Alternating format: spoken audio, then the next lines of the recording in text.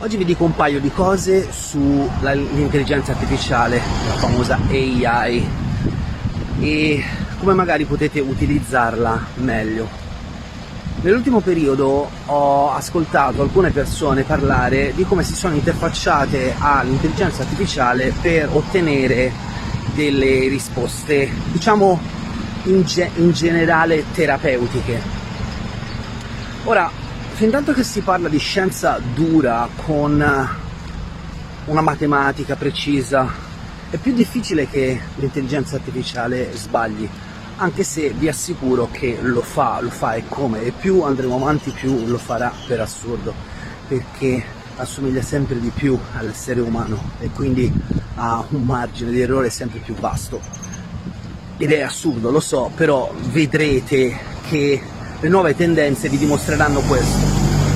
Però per quanto riguarda invece tutto quello che è lo sviluppo dell'essere umano, se volete la parte più psicologica, la parte più introspettiva, lì non solo fa degli errori grossolani, ma ci sono dei pericoli grossi dietro l'AI, perché una volta che ha scoperto attraverso quello che scrivete e come lo scrivete i vostri bias cognitivi, i vostri limiti, le vostre sofferenze, non fa altro che ricalcare e fare quello che in gergo si chiama mirroring, cioè fare da specchio. Ora, esattamente come l'algoritmo di YouTube, che se tu vai, che ne so, a cercare un video sul Brasile, già dal giorno dopo ti fa vedere milioni di cose sul Brasile, perché ti restituisce quello che lui sente che tu in qualche modo hai cercato, in cui tu ti interessi, e quindi ti restituisce quella roba lì che piace a te. Ecco, nello stesso modo l'intelligenza artificiale, non tecnicamente nello stesso modo, ma insomma, tanto per alleggerire il discorso, l'intelligenza artificiale fa mirroring, cioè ti rispecchia la condizione in cui stai vivendo. Ogni tanto ti dice 3 o 4 frasi per alleggerire il contesto e aiutarti a dare una botta al tuo ego per farti sentire nel giusto, e disegna per te un mondo che ti rispecchia. Ora, è chiaro che se tu sei in una fase di cambiamento e qualcuno ti rispecchia e ti dice che vai bene così, quel cambiamento tarda ad arrivare, oppure se arriva con una manovra molto brusca. E come sapete, ve lo dico sempre, attenzione agli strattoni, è bene organizzare tutto il nostro percorso sempre con degli step programmati bene, strategici.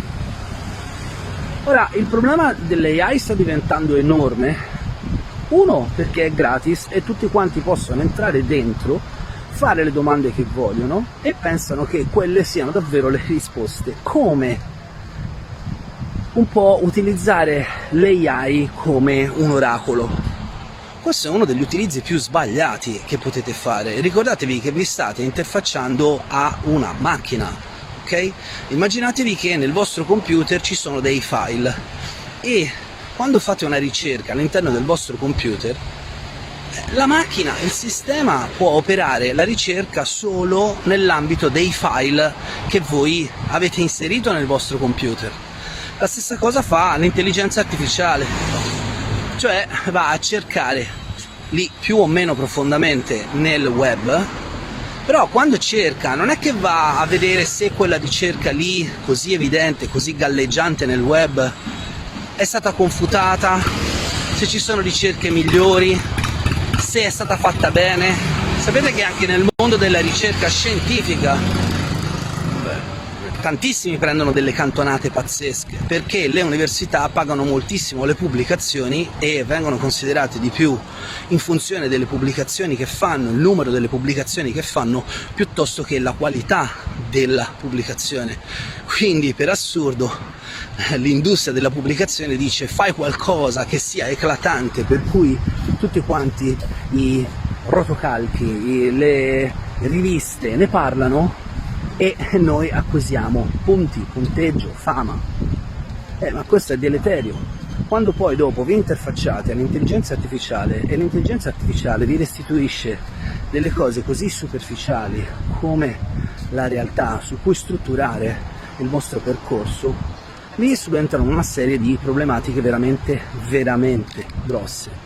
Ho già sentito storie di persone che sono andate poi alla fine in tribunale per delle sciocchezze che hanno fatto, addirittura persone con patologie serie per cui prendevano farmaci che si sono rivolte alle AI per chiedere se potevano diminuire o aumentare certi tipi di farmaci. E a questo punto, ragazzi, stiamo rasentando la follia. No, togliamo rasentando, siamo assolutamente nella follia. Allora, non delegate la vostra responsabilità a nessuna macchina, altrimenti non siete degli uomini liberi. 2. Ricordatevi che l'intelligenza artificiale è un sistema che si interfaccia con il vostro linguaggio. Quindi se il vostro linguaggio è carente, se non siete in grado di scrivere dei buoni prompt, se non sapete che cosa desiderate a monte prima di fare la ricerca, entrate in un turbine, in una spirale molto negativa. 3. Sappiate che la relazione che avete con un professionista umano, che se ne dica, è sempre meglio della relazione che avete con un'intelligenza artificiale. Sì, ci sono delle cose che l'intelligenza artificiale non ha, per esempio l'empatia. Quando vi dà le frasi per tirare sul vostro ego, quella non è empatia, quella è strategia. Invece un essere umano ha empatia e sa quando fermarsi, sa quando è il momento di dire ok, adesso basta. L'intelligenza artificiale probabilmente ci arriverà a questo, non lo sappiamo. Molte persone sostengono che non sarà mai capace di arrivare ad avere una coscienza. Ho fatto un video fra l'altro sull'intelligenza artificiale, se ti piace sapere di questi temi osservalo, perché ho addirittura messo tutti quanti gli screenshot nel video, e quindi puoi fermare, leggerteli tutti, vedere che cosa si può fare con l'intelligenza artificiale. Però mi raccomando, state attenti, consultate l'intelligenza artificiale con un po' di grano salis, ok? Perché altrimenti vi fate male. Sono molte le persone che si sono fatte già molto male.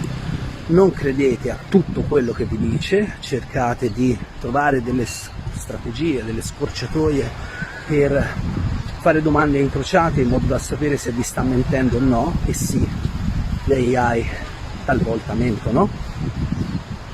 Basta, mi fermo qua, penso di avervi già detto tutto, ma insomma il tema AI sta prendendo moltissimi ambiti della nostra esistenza, la scuola, la politica, la gestione economica, sta prendendo un po', si sta infilando in tutti i settori della vita, e se non stiamo attenti noi in prima persona, a molte persone non gli interessa niente di noi. E quindi ancora una volta, grano salis, fate le cose con consapevolezza.